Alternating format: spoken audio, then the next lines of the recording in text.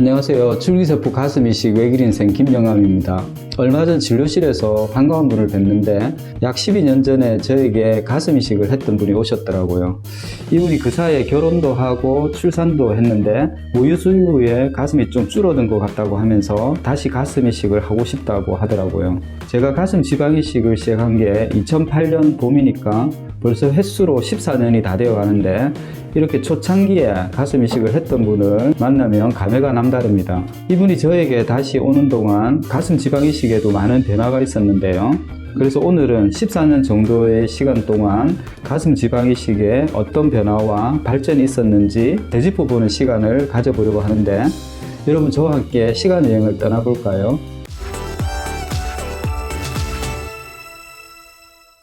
초창기만 해도 많은 양의 지방을 이식하지는 않아서 한쪽 가슴에 120에서 150cc 정도를 넣었던 기억이 납니다.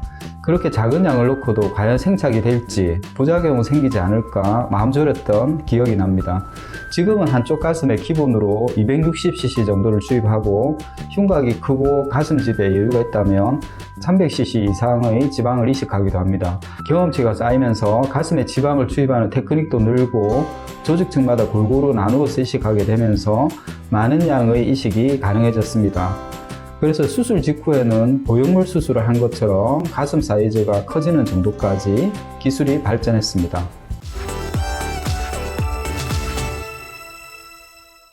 가슴 이식에서 이식된 지방의 생착률을 높이기 위한 많은 노력이 있었습니다. 초창기에는 지방을 이식하기에 급급한 수준이었다면 지금은 이식된 지방이 어떤 과정을 통해 살아남고 유지되는지에 관한 많은 이해가 있었고 대표적인 것이 줄기세포의 활용과 PRP 부스팅이라고 할 수 있습니다. 현재 줄기세포는 본인의 지방에서 추출한 SVF를 활용하는 게 대세이지만 앞으로는 배양을 통한 ADS-C를 사용해 좀 더 높은 생착률의 향상을 기대할 수 있을 것으로 보고 있습니다. 지금은 용산점에 부근실과 줄기세포 처리 시설이 들어서고 줄기세포 배양을 위한 GMP 인증을 마쳤지만 줄기세포를 추출하는 과정에는 많은 시행착오가 있어서 이것만 해도 영상 하나를 찍을 분량이 나올 겁니다.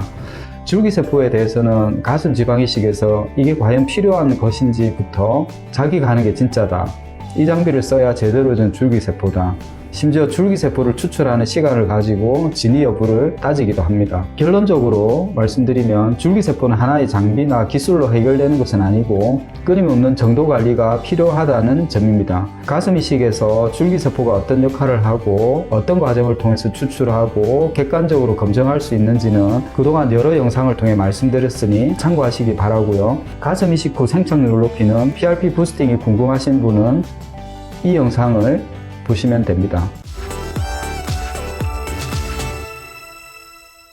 지방을 뽑는 것과 관련해서 두 가지 에피소드가 생각나는데 제가 처음으로 가슴 이식을 했던 분이 마라톤 선수였습니다. 그 당시에는 유산소 운동을 열심히 하는 분들이 지방이 얼마나 없는지도 모르고 지방을 뽑는 데만 3시간 정도 걸렸던 그야말로 혹독한 신고식을 치루었던 기억이 납니다. 두 번째는 남자분인데 가슴 이식을 원했던 경우입니다. 이분의 경우는 성 정체성의 문제로 가슴 이식을 원하셨는데 문제는 워낙 근육질이라 지방이 거의 없었다는 점입니다. 다행히 복부에 그나마 지방이 있어서 가슴 이식은 할 수 있었습니다.